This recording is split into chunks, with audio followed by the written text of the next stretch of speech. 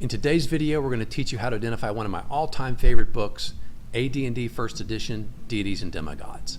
Once you know what to look at, you can make this identification in less than 60 seconds, probably in less than 10. Please stick around. I'm AZ Mountaineer, and we're back with today's video, a new episode of What Is It Wednesday, here on our channel, Old School Rules, where we celebrate the community of old school gamers and grognards who like classic RPGs, miniatures, magazines, and everything that goes with it. On the What Is It Wednesday series, we take a look to help you identify what version of a particular book you have, whether that's in your personal collection, at a local gaming store, or something you're looking at online. And this week, it's AD&D First Edition, Deities and Demigods. One of my favorite books, one I often see people trying to identify. There's a really simple trick, and today we're going to teach you what it is. I hope you enjoyed the video. Okay, so today we're looking at the Deities and Demigods book, TSR's first edition AD&D book. It's the fourth book put out for Advanced Dungeons & Dragons, the first one after the 3 core rule books we covered in our earlier videos. And those, of course, were done by Gary Gygax. This book's principally the brainchild or the work of Jim Ward, obviously with the help of a lot of people and some amazing artists, right? The art in this book is fantastic. And Jim had done a similar book for the OD&D, the wood grain or white box edition, the very first edition of the rules. And so that's, I think, why he was probably tapped to do a similar version here.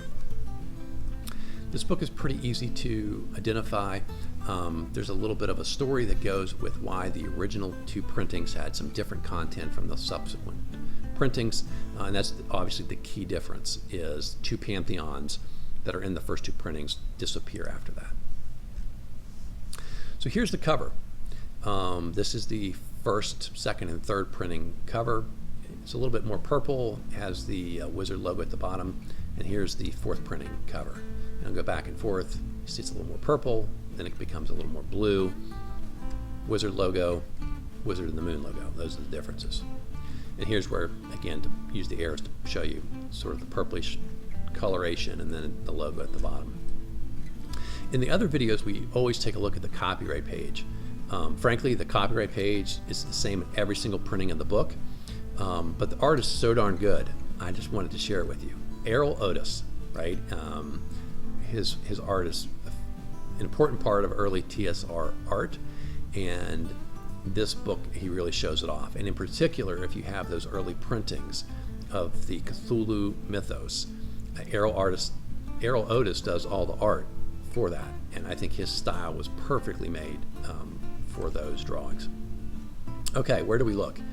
Not page 2. Okay, I see some people who are trying to show you, and they know there's a page at the beginning. This isn't it. This is it. Page 4, the preface that has Jim Ward's signature on it. That's the page you need to look at. Okay, and so down here at the bottom, the big block is always there. It's credits and acknowledgments. It's the line under that. Special thanks to Chaosium Inc. And so here's the story. So they thought when they did the book that the Cthulhu mythos, which is Lovecraft, and Melnibonian mythos, which is Morlock's Elric novels, were sort of in the common domain and that they could use them. And then they found out that Chaosium had signed a licensing deal for those, and they very much thought that they had exclusive rights to use that intellectual property, contacted TSR, and I guess told TSR, you can keep using it, just like acknowledge it. So they this one sentence and they were fine, right? But then apparently some of the folks at TSR decided that they were helping promote potentially Cthulhu and the Morlock series, and they didn't want to do that, and so they decided to quit using it, even though they could. And that's why it disappears. So here's what it looks like on the table of contents. You can see they list it. You'll notice that if you look at the pages, which is really small, it goes to 144 pages total. Here's what it looks like sort of blown up, so it's maybe a little easier to see. And here's the table of contents from the 3rd printing on, where it's missing, and it goes down to 128 pages. Okay, so there are 5 versions total, only 2 different covers, 4 different printings. And really the printings, a lot of that depends on what's in the, obviously the 2 pantheons that are there, and then what's on that preface page 4. Where do we look? You can look at the color, you can look at the logo, But really the big thing is the page count, 144 pages with the 2 extra mythos or pantheons, and then 128 pages when you don't have that. And then the other thing is you look at the page 4, because that thank you will be in there, and it doesn't necessarily sync up with what's in the book itself. So here's the first printing, and you can see the purple cover. You can see at the bottom on the preface page there's nothing after that acknowledgement, and you can see again here I'm showing you that. Here's the second printing, same cover, and now there is that special thanks, and we'll blow that up here at the bottom, thanking Chaosium.